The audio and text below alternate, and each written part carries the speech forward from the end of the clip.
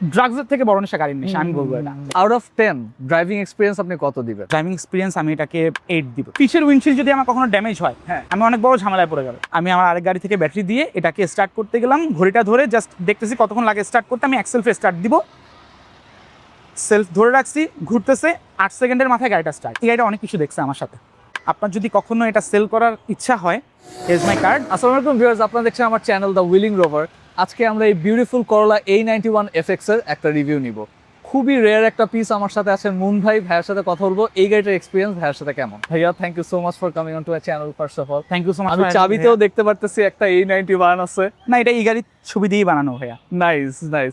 ভাইয়া, আপনি আমাকে একটু এটা হিস্ট্রিটা বলেন, আপনার কাছে কিভাবে এসেছে? হিস্ট্রি বলতে গেলে একটু আগে থেকে যদি বলি, আমি ছোট থেকে কখনো গাড়ি বাদে অন্য কোনো খেলনা দিয়ে খেলতাম না। আমার সামনে অনেক খেলনা থাকলেও আমি কি গাড়িটাকেই চুজ করতাম। রাইট। স্টিল আমি হয়তো বড় হয়ে গেছি, কিন্তু আমার খেলনাও সাইজে বড় এখন হয়ে কিন্তু গেছে। গাড়ি আমার খেলনাটাও বড় হয়ে গেছে সাইজে। ভাই বোন, আমি আমার ফ্যামিলিতে অনেক সুন্দর সুন্দর গাড়ি দেখছি। রাইট। এই কারণে আমার গাড়ির প্রতি একটা ফ্যাসিনেশন গ্রো করছে আলাদাভাবে। এই গাড়িটা আমার হাতে আসার পিছনে আমি বলছি আমার মানে specially thanks to my late নানা ভাই। হয়তো উনি না থাকলে আমি গাড়ির প্রতি আমি ফ্যাসিনেটেড ছিলাম, বাট উনি থাকাতে হয়তো ওই ফ্যাসিনেশনটা আমার আরো বেশি পরিমাণ গ্রো করছে। রাইট। উনি আমাকে শিখাইছে অ্যাকচুয়ালি কিভাবে একটা গাড়িকে প্রপারলি মেনটেন করতে হয়, ওয়াও। কিভাবে যত্ন করতে হয়। উনি না থাকলে এগুলো হয়তো আমি কখনো ওভাবে শিখতে পারতাম না। তো আমার নানার একটা গাড়ি ছিল, স্পেশালি একটা জি করলা ছিল, জি। Which was manual.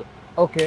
উনি স্পেশাল অর্ডার দিয়ে করলা ম্যানুয়াল। Yes. ওয়াও। 240 মিটার আসতো, ওটা আসছিল অলডিস C160 গিয়ার বক্স, সাথে 1 ইঞ্চের ইঞ্জিন। ওই গাড়িটা আমার নানা ভাই একটা টাইমে এসে যখন অসুস্থ হয়ে পড়ে আস্তে আস্তে, উনার বাম হাত আর বাম পায়ে মাসেল ক্রাম করতে বলে ম্যানুয়াল চালাতে কষ্ট হতো। তো ওই কারণেই উনি ওই গাড়ি সেল করে দিয়ে মাঝখানে একটা সেকেন্ডারি গাড়ি খুঁজতেছিল নতুন গাড়ি কেনার আগ পর্যন্ত। Right. তখন আমার মেকানিক একদিন বললো যে একটা 90 গাড়ি আছে। কোন ইয়ারে?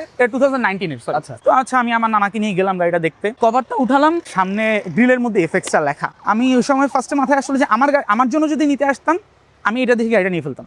রাইট। কিন্তু যেহেতু নানার জন্য নিতেছি গাড়িটা, তাও নানাকে আমি বললাম, নানা ভাই গাড়িটা যে অবস্থায় হোক না কেন নিয়ে নাও, হ্যাঁ হ্যাঁ হ্যাঁ। তোমার থেকে এটা পরে আমি নিবো, ওকে। গ্যারেন্টি। আমি যদি একটু ড্রাইভিং প্লেজারের কথা বলি, আপনার কাছে এটা ড্রাইভ করে কেমন লাগে? আমার কাছে এটা ড্রাইভ করে আমার কোনোদিনও খারাপ লাগে না।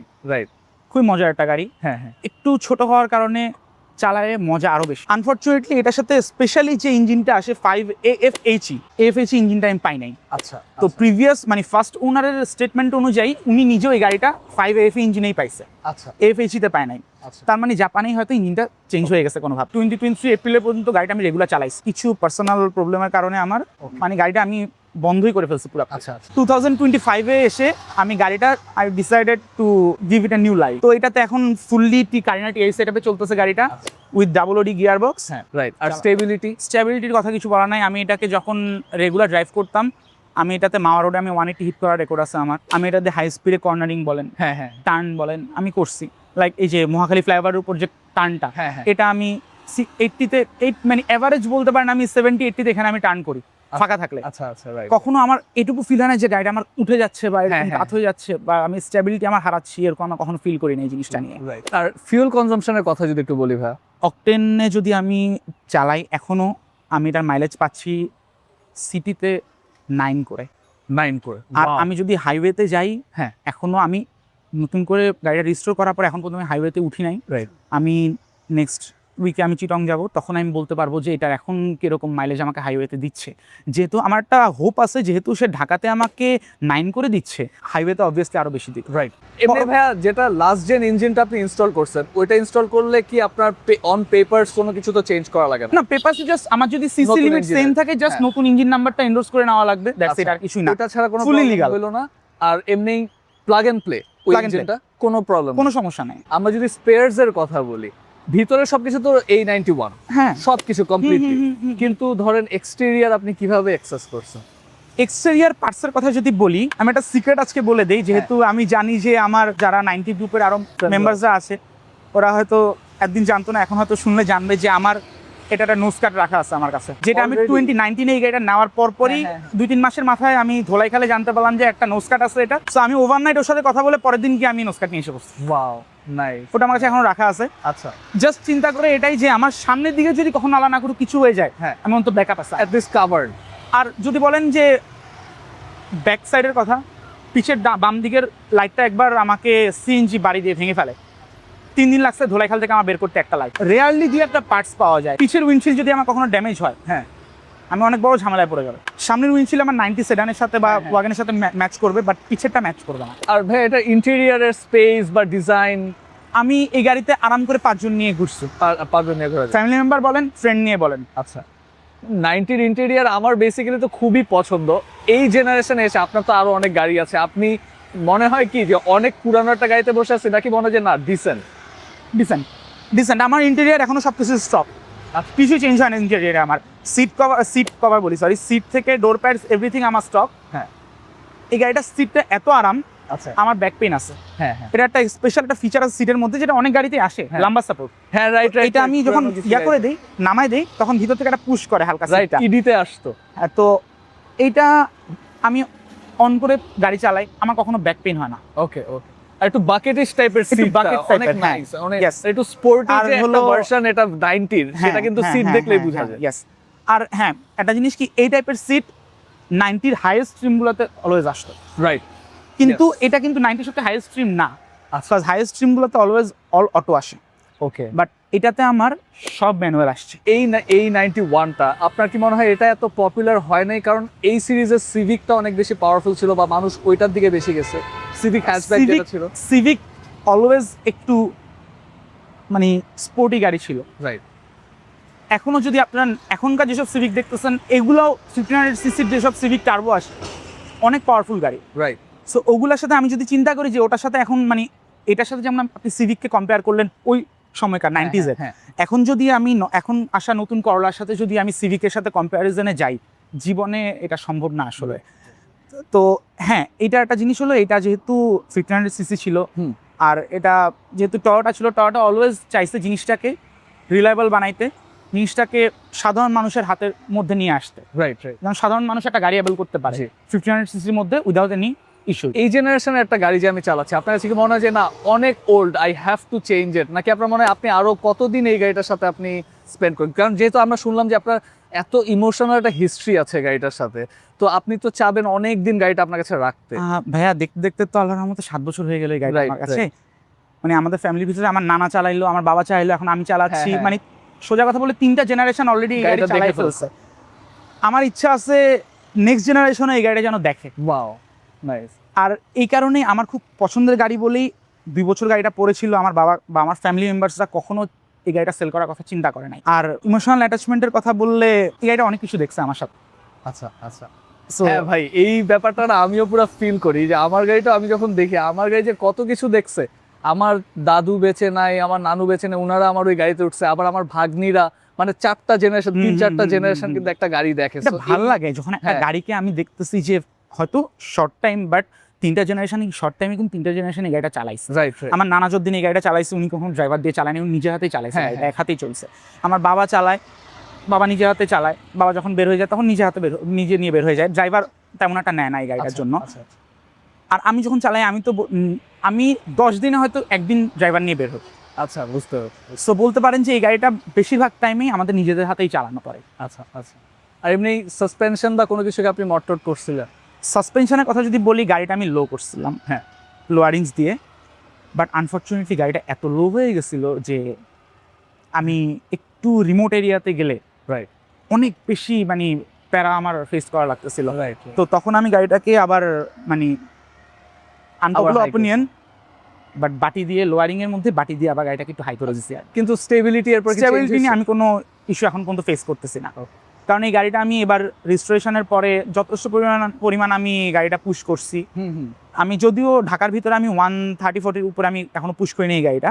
সো আমি বলবো যে এইটুকু মানে পুশ করার মধ্যে আমি গাড়িটাতে আমি স্টেবিলিটি নিয়ে কোনো ইস্যু আমি ফেস করি নাই। এই গাড়িটার ব্যাপারে আপনার সবচেয়ে ফেভারিট পার্টটা যদি এটা বলেন, আমি বলবো যে গাড়িটার সাইজটা, গাড়িটার Right. শেপটা, রাইট। একটা সেডানের থেকেও হ্যাঁ, এই শেপ, এই গাড়িটা, এই মডেলটা একটু সাইজের ছোট হওয়ার কারণে হ্যাঁ, আমার মনে হয় কি আমি ইজিলি যে কোনো গ্যাপ দিয়ে আমি বের হয়ে চলে যেতে হ্যাঁ পারি। হ্যাঁ হ্যাঁ, পার্কিং স্পেসও আমার কম লাগতেছে। রাইট। সো ওভারঅল মানে আপনি গাড়িটা যে চালাতে মজাই স্পিডটা লাগে, উঠাচ্ছেন ওই স্পিডটাকে আপনি ইউটিলাইজও করতে রিপ্লেস করতে পারতেছি আমি। আর যদি বলেন যে আরো আমি কন্ট্রোলিং এর যদি ভালো কিছু মানে আপগ্রেডেশনের কথা যদি বলেন, হ্যাঁ, আমি আরো বেটারের জন্য আমি ডিস্ক দিয়ে দিচ্ছি পিছনে। রাইট। করলা এই 92 জিটির ডিস্ক সেটআপ পিছে দিয়ে দিচ্ছি আমি। এটা কি রিলায়েবল হয় খুব? আর Same ব্রেকিং chassis তো। এখন, আর এখন ব্রেকিং কেমন? ব্রেকিং আগের থেকে অনেক বেটার, অনেক বেটার। যেহেতু ডিস্ক, Right. আগে পিছে ড্রাম ছিল, সামনে ডিস্ক। হ্যাঁ হ্যাঁ, এখন 4টাই আমার ডিসপ্লে। রাইট।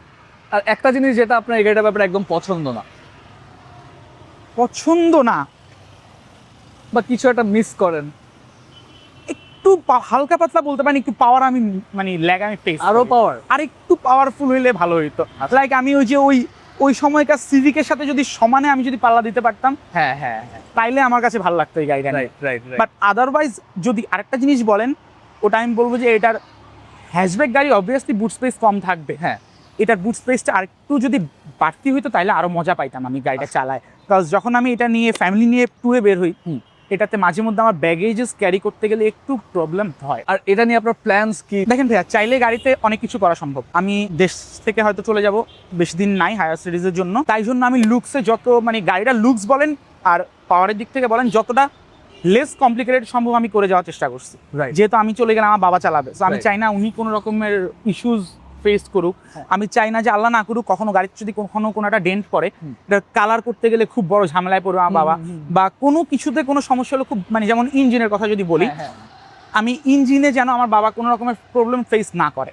সো এই কারণে আমি 5AFE-তেই আসি আপাতত। Right. আমি দেশে আসি, তারপর আমার ইচ্ছা আছে ইদার এটাকে আমি 1NZ দিয়ে CP6 ম্যানুয়াল করে ফেলবো, ওকে। নাইলে আমি এটাকে আগের মতো আগে যেরকম একবার করছিলাম ওরকম আবার একবার ব্ল্যাক টপ বা সিলভার টপ করে CP6 করে ফেলবো। হ্যাঁ, আপনার কালারটার কথা একটু বলেন যে আপনি কালারটা কিভাবে করছেন, কোথা থেকে করছেন? আমার ব্ল্যাক অলওয়েজ খুব পছন্দের একটা কালার, আর এরকম শেডেরই একটা কালার আমার নানার যে জি কালারটা ছিল ওটার মধ্যে ছিল। Right right. ওই সময় এই কালারটা কোথাও খুঁজে পাওয়া সম্ভব ছিল। বিআরটিও যখন ওই গাড়ির রেজিস্ট্রেশন হ্যাঁ হ্যাঁ হ্যাঁ, করতে যায় জাস্ট ব্ল্যাক লিখে দিছিল। কালার কোড যদি অথেন্টিক কালার যদি জিজ্ঞাসা করেন, এটা হলো ব্ল্যাক মিকা। রিমসের কালারটাও এই ব্লু এর সাথে রেখে একটু লাইট একটা ব্রোঞ্জ কালারের মধ্যে রাখা হয়েছে।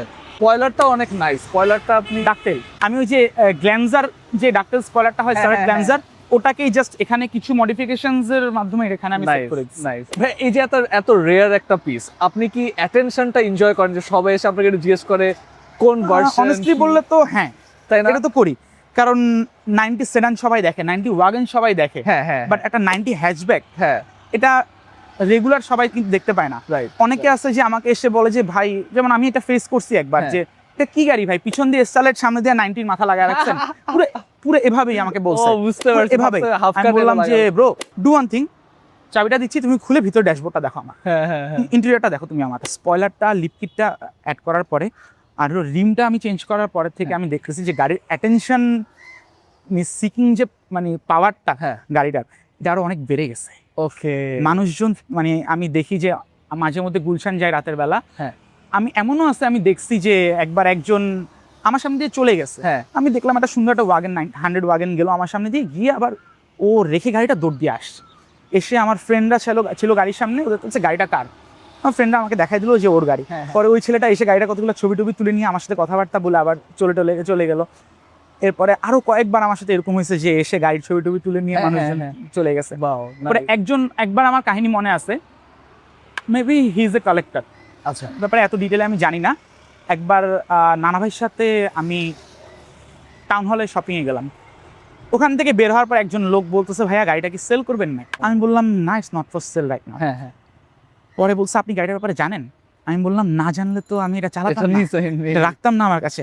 বলছে না, গাড়িটা কিন্তু অনেক সুন্দর একটা গাড়ি, আপনার যদি কখনো এটা সেল করার ইচ্ছা হয়, হেজ মাই কার্ড, ওকে। আমাকে একটা কল দিবেন। তো ওই কার্ডটা আমার কাছে এখনো পড়ে আছে। আচ্ছা আচ্ছা, আপনি যখন এটা 90 ক্লাবে নিয়ে যান সবাই কি বল? যখনই আমি গাড়িটা নেই, আমার সাথে যারা সিনিয়ররা ছিল জানতে পারলো যে একটা এফএক্স আমার কাছে আছে যেটা আমি হ্যাঁ। রেগুলার রান করতেছি, হ্যাঁ। সবাই খুব অবাক ছিল যে একটা এফএক্স এখনো মানে ডেইলি ড্রাইভ হচ্ছে। হ্যাঁ, এফএক্স আরও আছে বাংলাদেশে, লাইক আরও আমি যদি ভুল না হই এই মুহূর্তে টোটাল আরও 10-11 পিস আছে, সবগুলা 4 ডোর সেগমেন্টেই, বাট একটা আছে 2 ডোর। রিয়েলি? ইয়েস, একটা আছে 2 ডোর, আমাদের এক সিনিয়র ভাইয়ের কাছে আছে ওটা। আগেও সবার কাছে গাড়িটা খুব পছন্দের ছিল, এখন যখন আমি আর একটু ডিফারেন্ট একটা লুকে আমি গাড়িটা নিয়ে আসছি, হ্যাঁ হ্যাঁ, আমার যে পিছে আগে স্পয়লার ছিল না টানা ছিল, বাট এরকম টাইপের না, আগে লিপকিট ছিল না আমার রাইট গাড়িতে। রাইট। এখন এইসব ছোটোখাটো কিছু টাচ, যেমন হেডলাইট আমার ব্ল্যাক হাউজিং করা, হুম। এটা অত বড় কিছু না, তাও আমি বলি যেহেতু এটা এক্সটেরিয়ারের ভিতরেই পড়তেছে। এই হেডলাইটগুলো, এরপর হলো লিপকিট, আমার স্পয়লার, অল ডিস, রিমের কালারটা গাড়ির কালারের সাথে সুন্দর মতো এখন ম্যাচ করতেছে। এরপরে হলো কিছু ডিটেইলিং, লাইক আমার যে ছোটোখাটো ডিটেলগুলো আসতো গাড়ির সাথে, হ্যাঁ হ্যাঁ, এটা আমি পাই নাই আমার মানে যখন নিছিলাম গাড়িটা ওই সময় পাই নাই। আমি এখন গাড়িটা কালার করার পরে আমি এগুলো সব আবার নতুন করে করছি। আচ্ছা, তো এখন সবাই খুব অ্যাপ্রিসিয়েট করে, নাইস। যেটা আমার আসলে ভালো লাগে। এইটা যে ভাই রিলায়েবিলিটি কিং, আপনি আপনার ওই স্টোরিটা একটু বলেন যে এতদিন অনেক দিন বসে থাকার পরে যে স্টার্ট দেওয়ার সাথে সাথে এত ইজিলি স্টার্ট হয়ে গেল। আচ্ছা, তো গাড়িটা আমি 2 বছর ফেলে রাখার পরে হ্যাঁ। আমি গত বছর এসে আবার গাড়িটা স্টার্ট করতে চাই। হ্যাঁ। গাড়িটা পুরোপুরি বসেছিল, সূর্য আলো দেখে নাই 2টা বছর, Right. ব্যাটারি বসে গেছিল লিটারালি। তাহলে বুঝতে পারেন যে গাড়িটা কি অবস্থা ছিল। ইঞ্জিনের ভিতরে আমার মানে হুডটা উঠায় আমি দেখলাম যে পুরাটা ধুলা পড়ে আছে। এই যে যেটা হয় যে বিড়াল টিড়াল মাঝে মধ্যে এসে ইয়া করে বসে টসে থাকে, মুরগির পালক পালক করে, পুরো এই অবস্থা ইঞ্জিনটা আমার। আমি জাস্ট হুডটা উঠায় হালকা করে একটু ডাস্টার দিয়ে ক্লিন করে আমি বাইকে করে তেল নিয়ে এসে পাম্পের থেকে গাড়িতে ওই তেলটা ঢেলে দিছি। ঢেলে দিয়ে যেই ইঞ্জিন অয়েল ছিল ওই অবস্থাতেই আমি গাড়িটাকে স্টার্ট দিলাম, স্টার্ট করলাম। খুবই মজার বিষয় এটা ছিল যে এটা যে রিলায়েবল। আমি ঘড়িটা ধরে আমি রাখছি যে আমি কনফিডেন্ট ছিলাম যে এক্সেলফে গাড়িটা আমার স্টার্ট হবে। ওয়াও। যদিও এটা উচিত ছিল না আমার, হ্যাঁ। ফার্স্ট টাইম এতদিন পরে স্টার্ট করার সময় আমি আমার আরেক গাড়ি থেকে ব্যাটারি দিয়ে এটাকে স্টার্ট করতে গেলাম। ঘড়িটা ধরে জাস্ট দেখতেছি কতক্ষণ লাগে স্টার্ট করতে। আমি এক্সেলফে স্টার্ট দিব, সেলফ ধরে রাখছি, ঘুরতেছে, 8 সেকেন্ডের মাথায় গাড়িটা start. Wow, that is how reliable Toyota. এমনও মাঝে স্টার্টটা হওয়ার পর গাড়ি আবার বন্ধ হয়ে গেছে, হ্যাঁ এমনও হয় নাই, ছিল। স্টার্ট ছিল। আর এটা তো ওয়েটটা 90 থেকে কম, আমাদের সেডান 90 কিছুটা। থেকে। তো সেই ক্ষেত্রে তো আমার মনে হয় একটা 90 এটা যদি ড্র্যাগ করে, মানে আমি যদি একটু বলি যে আপনি কি কখনো কারণ 90 সাথে ড্র্যাগ করছেন 5 এর সহ? ওরকমভাবে ড্র্যাগ করা হয় নাই, কিন্তু যে লং রানে অন্যান্য 90 মেম্বার্সদের সাথে হ্যাঁ হ্যাঁ আমি হয়তো পুশ করছি। হ্যাঁ। দেখা গেছে যে কখনো আমি একটু আগায় ছিলাম, কখনো আমার সাথে উনারা আগায় গেছে যারা আচ্ছা, সিনিয়ররা আছে। বাট আমি একটা জিনিস বলবো যে এই গাড়িটা আমার এই পর্যায়ে আসার পিছনে হ্যাঁ কয়েকটা মানুষ আছে যাদেরকে আসলে আমি ধন্যবাদ দিয়ে শেষ করতে পারবো না। আমার 3 জন সিনিয়র যারা হ্যাঁ, হ্যাঁ। লাইক আমার গার্ডিয়ানের মতো, ইভেন যারা আমাকে নিজের ছোট ভাইয়ের মতো এতটা আদর করে, মানে এটা আমি স্বীকার না করলে আমার মতো বেইমান আর কেউ হবে না পৃথিবীতে ভাই। স্পেশালি সামি ভাই, হ্যাঁ। জাওয়াদ ভাই অ্যান্ড প্রিন্স ভাই, ওকে। ওনারা 3 জন আমি দিন রাত কখনো চিন্তা করিনি যে কয়টা বাজে। হ্যাঁ হ্যাঁ হ্যাঁ। ওনাদেরকে আমি ফোন দিতাম ঢিপ দাও যে ভাই আমি এটা করবো, কি করা যায়, হ্যাঁ। এই অবস্থায় আছি, এখন আমি এটা করতে চাচ্ছি। ওনারা আমাকে যেভাবে অ্যাডভাইস দিয়েছে আমি ওভাবে আগায় গেছি গাড়িটা নিয়ে। আর তার বাদে যদি বলেন, আমার 2টা ফ্রেন্ড আছে, নাইমুর অ্যান্ড রাদিফ, হ্যাঁ। ওরা আমাকে এই গাড়িটার মেইনলি তো এই গাড়ি কাজ হইতে 2 মাস লেগে গেছে, আর পরে টুকিটাকি মিলে আরও 1 মাস লাগছে। ওই 2টা মাস ওরা আমাকে কনস্ট্যান্ট টাইম দিয়ে গেছে। Wow. আর আরও যদি কারো কাছে আমি গ্রেটফুল হয়ে থাকি, সে হলো আমার যে মেকানিক, উনি রাইট। জাকির আঙ্কেল। গাড়িটা একটা লোকাল গাড়ি যে কাজ হয়েছে, বাট এই মেকানিক আমার সাথে পরিচয়, আমি পার্সোনালি ওনার সাথে আমার পরিচয় হয়ে যাচ্ছে আজকে 16 বছর। ওয়াও। আমি যখন থেকে গ্যারেজে যাওয়া আসা শুরু করি ওই সময় থেকে আমি ওনাকে চিনি, আর আমার ফ্যামিলি ওনাকে আরও আগে থেকে চিনে। সো রাইট নাও উনি একজন মেকানিক কম আমার ফ্যামিলি মেম্বার হয়ে গেছে। Wow, that's nice. তো ওনারা সবাই আমার এই গাড়ির পিছনে যে পরিমাণ পরিশ্রম করছে, সময় দিচ্ছে, আমাকে যে পরিমাণ হেল্প করছে, এটা আসলে বলে শেষ করা সম্ভব না। আর স্পেশালি আমার ফ্যামিলিকে আমি তো নানা ভাইকে আমার আমি family এটা কাছে কৃতজ্ঞ। দিতে চাই। কারণ আমার গাড়ি নিয়ে আমি যখন যা করতেছি আমার ফ্যামিলি কখনো আটকায় নাই আমাকে। Right. আর আমি তো বললামই এর আগেও, আবারও বলি যে আমার নানা না থাকলে হয়তো আমি গাড়ির প্রতি এখন যে পরিমাণ আমার ফ্যাসিনেশন, হ্যাঁ হ্যাঁ হ্যাঁ। এইটা আমার হয়তো আসতো, কিন্তু আসতে আরও অনেক লম্বা সময় লেগে যাইতো। রাইট। তো উনি আমাকে শিখাইছে যে কীভাবে একটা গাড়িকে ভালোবাসতে হয়, কীভাবে একটা গাড়িকে মেনটেন করতে হয়, কীভাবে একটা টেস্টফুলি একটা গাড়িকে রাখতে হয়। এই গাড়িটার ওভারঅল এমনি কস্ট অফ ওনারশিপ যদি আমি চিন্তা করি, একটা 90-র মতোই আসবে, আনলেস আমাদের এক্সটেরিয়র কিছু লাগবে। আমি যদি টোটাল কস্টিংয়ের কথা বলি যে এখন পর্যন্ত আমি গাড়িটার পিছনে কত টাকা খরচ করছো, হ্যাঁ। ওই হিসাব যদি করি, আমি হয়তো এখন একটা সেকেন্ড হ্যান্ড জি করলা বা এক্স করলা কিনতে পারবো। Right right. সব কস্ট যদি আমি এখন পর্যন্ত কাউন্ট করতে যাই। হ্যাঁ, আমি এর আগে একটা A91 এর রিভিউ করেছিলাম, ওখানে তাহমিদ ভাই আমাকে বলছিল যে উনি এখন কাউকে 90 নিতে সাজেস্ট করবে না, কারণ স্পেয়ারস এটা অনেক কম পাওয়া যায়। আপনার এই ব্যাপারে কি? আসলে ভাইয়া আমি তো আমার এই গাড়িটা আসলে অনেক কিছু চেঞ্জ করছি, Right. যেহেতু আমার একদিন পরে ছিল গাড়িটা, আমার চেঞ্জ করা লাগছে আসলে। যেমন রাবার পার্টস যা ছিল গাড়িতে সব কিছু আমার চেঞ্জ করতে হয়েছে, কারণ একটা মানে সিম্পল জিনিস, একটা রাবার যখন অনেকদিন ধরে পড়ে থাকে হ্যাঁ, হ্যাঁ, ওটা কিন্তু হার্ড হয়ে যায় জিনিসটা। ভেরি ভেরি লাইক আমার এই কারণে আমার ইঞ্জিন মাউন্টস চেঞ্জ করা লাগছে, আমার যত ছোটখাটো বুশেস ছিল সব চেঞ্জ করে ফেলা লাগছে। থ্যাংক ইউ সো মাচ ভাই, ইট ওয়াজ আ ভেরি নাইস রিভিউ। আপনার গাড়িটাও একদম rare. I am so happy যে আপনি আমার চ্যানেলে আসছেন। মানে আমার ছোটবেলা থেকে এই গাড়িটার উপর একটা ফ্যাসিনেশন ছিল, কিন্তু আমার কথা হচ্ছে কেন বাংলাদেশে এই গাড়িটা নাই। সিভিকেরও আমি ফ্যান বয়, বাট এই 90 বা আমি ছোটবেলা থেকে আমার কাজিনের একটা 90 ছিল, সেম আপনার স্টিয়ারিং, সেম আপনার ইন্টেরিয়র, আচ্ছা এই 90 সিটগুলো ডিফারেন্ট ছিল। হুম, হুম। সো প্রাউড যে আমি এই গাড়িটা আমার চ্যানেলে আনতে পারছি ভাই, থ্যাংক ইউ সো মাচ। আমি Thank you so much, ইনশাআল্লাহ ভাইয়া। হোপ ভাইয়া, করি যে এই গাড়ি আপনার নেক্সট জেনারেশনও দেখবে, এন্ড আমি বলতে পারবো যে এই গাড়ি আমি আরো 10 বছর আগে 15 বছর আগে রিভিউ ইনশাল্লাহ ইনশাল্লাহ ইনশাল্লাহ ইনশাল্লাহ। আমি বললাম তো এটা শুধু নট অনলি আমার নেক্সট জেনারেশন, আমি চাই যে এটা পাস হোক, হ্যাঁ এটা আমার জেনারেশন টু জেনারেশন পাস হতে থাকবে এই গাড়িটা আমার। Right right. সো ভিউয়ার্স, আপনাদের ভিডিওটা পছন্দ হয়ে থাকলে অবশ্যই ভিডিওটাতে লাইক দেন, চ্যানেলটাকে সাবস্ক্রাইব করুন। আমরা কিন্তু আমাদের ইনস্টাগ্রামটা খুলেছি, আমরা অনেক বেশি রিলস ওটাতে দিচ্ছি, আপনারা অবশ্যই ওটাতে যে জয়েন করবেন আর বেল আইকনটা প্রেস করে রাখবেন যাতে নতুন কোনো ভিডিও আসার সাথে সাথে জেনে যান। আসসালামু আলাইকুম।